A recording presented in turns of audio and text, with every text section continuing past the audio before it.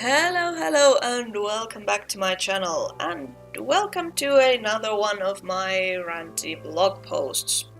There are a couple of things I want to talk to you about. First, creator burnout, and especially from a perspective of a small YouTuber. And then there is an announcement at the end of this video. But let's get to the creator burnout first. Let me give you some background. I started doing YouTube in January 2016. At that point of my life, I had been unemployed for 1.5 years, and that was really getting to me. I was lonely, I was poor, I was bored, I was feeling miserable, and the constant rejections from the jobs that I applied for, they were slowly eating away my self-esteem and my sense of worth. And I was afraid that soon enough I would become severely depressed and unable to function at all.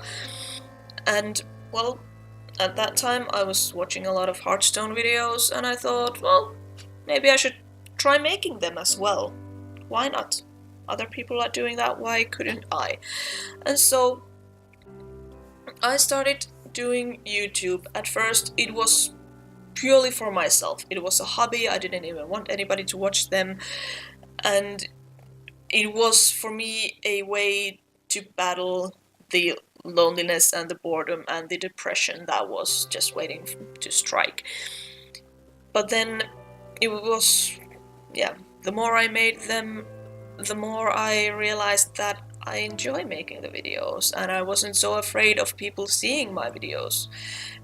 And around this time of year, actually, 2016, was the first time when I entertained the idea of possibly making this into a career, into a job, of like employing myself basically via YouTube and Let's Play videos.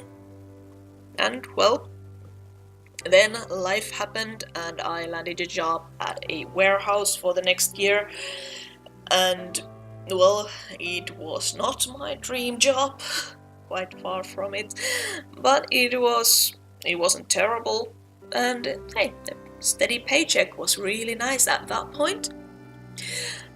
But yeah, I knew that the job contract that I had would end in the end of 2017, and again, at around this time of year, I was getting quite fed up with that work, to be honest. There wasn't too much to learn or too much, creatively speaking, to the warehouse jobs. And, well, when the employers then informed me that they couldn't afford to keep me any longer, that my work there would end at the end of the year, I was surprisingly okay with that. And so I started 2018 unemployed again.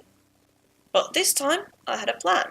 This time I thought, well, this is my chance, now I can start making YouTube more professionally. And I did. I set a schedule to myself and I stuck with it.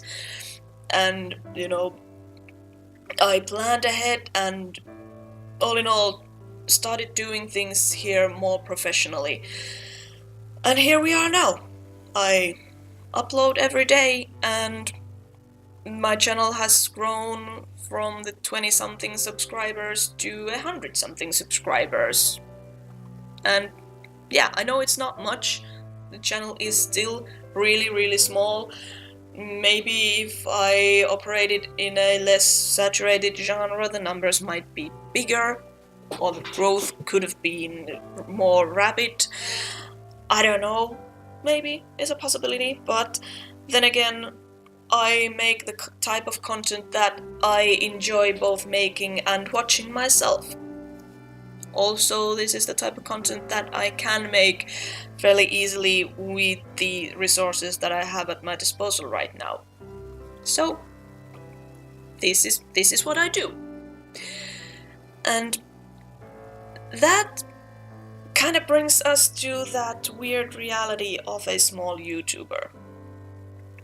many YouTubers, huge creators with millions of views and millions of subscribers have spoken up about their mental health issues and their burnout and their feeling of, being kind of stuck in this machine and feeling that their creativity has died down and all of that. And I feel for them. But at the same time, I cannot help but feel that they might be a little bit blind to their privilege. Because those big YouTubers, at least they get paid for their troubles. Most of the people who have spoken up about burnout and depression, they could stop working right then and there, not upload anything, and their old videos would still keep making money for them. They would be okay financially. Whereas for us small YouTubers who don't make any money, there is only the risk of being burned out. There is the same demand of showing up every day, being constant and producing more and more videos all the time, but there isn't any payoff, there isn't any reward for that. Not in the immediate sight, at least. There is a hope of sometime, possibly, hopefully, maybe getting paid for our troubles, but not right now. And I feel that YouTube is like this huge house party where everybody, literally everybody, is invited, and yay, we have this awesome community and everybody's welcome, woohoo, let's have a good time, yay. And at the heart of the party, in the middle of everything, we have these big established channels with hundreds and thousands of videos and millions of subscribers and views and goddamn production companies built around those channels. And they all know each other, and they throw high fives at each other, and they do all these amazing, awesome things together. And then on the sidelines, the outskirts of the same party, is us small creators with 100 or less subscribers, and we're kind of part of the community, but then again, not really. Nobody knows who we are, and nobody would realize if we just disappeared. And still, we show up, and we wave these awkward hellos to these cool kids in the middle of everything, hoping that one day one of them would notice us and think that we are cool enough to join them in the middle of everything, and they would invite us to do awesome stuff with them, and then everything would be nice and cool, but that is never going to happen. Or at least the possibility of that happening is very, very small. And still we show up. Because what else would we do? And what people sometimes might fail to realize is that the pressure to succeed in YouTube, it is there right from the beginning. Some of it is our own making, I'll be honest with that. We are inspired by those channels with 20 million subscribers and the people who are making living here in YouTube, and we want to be like them, and then reality comes and punches us in the face, reminding us that when they started, things were a lot easier. Now it is an uphill battle, so suck it up and work. And part of the pressure comes from outside, from society that doesn't really like people who don't make any money, and a society that might even punish you for being unemployed.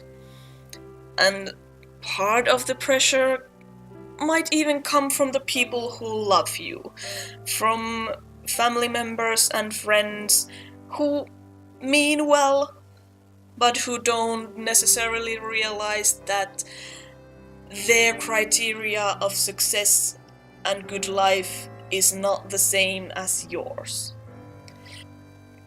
And then there is, of course, pressure from YouTube itself.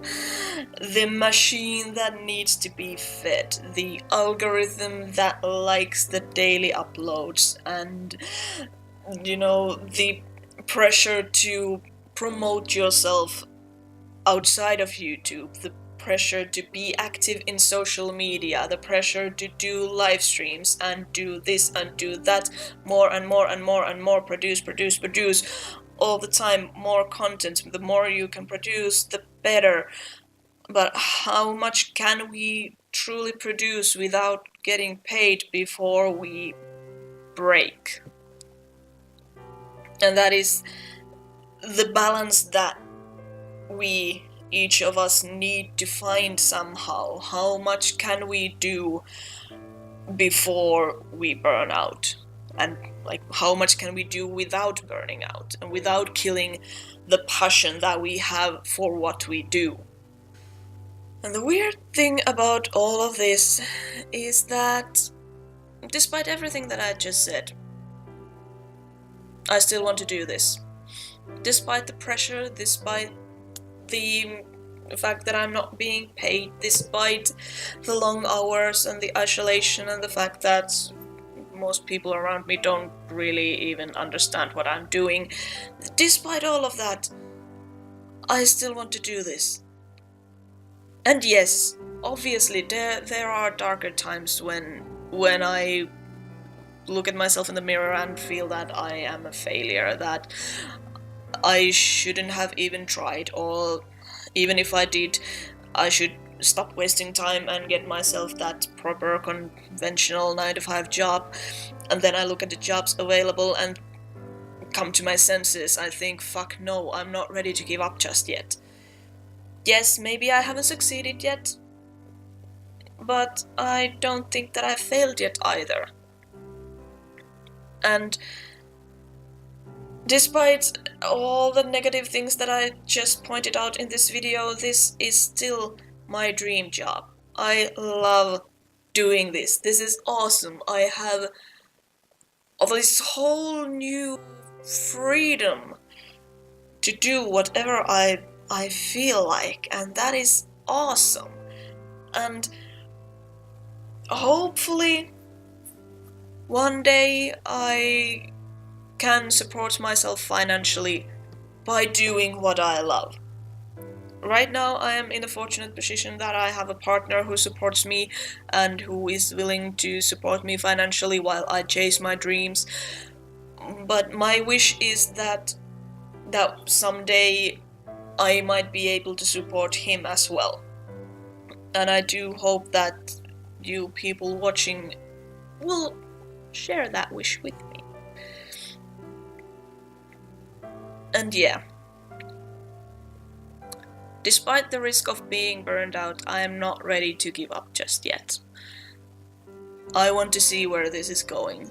Either I will succeed or the failure will be a spectacular one. I will not just disappear, there will be fireworks while I go. So, that was the ranting part of this video. Hold on just a moment. This little furball here is Torstai. She is a British long hair and about 4 months old, a little bit over, and she is our new family member.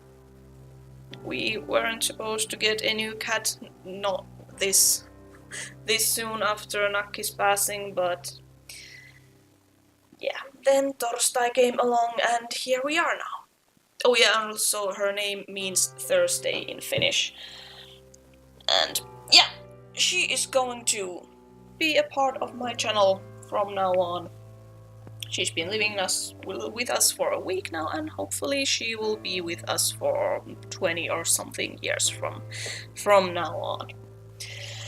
And that is it for this video. Thank you so much for watching.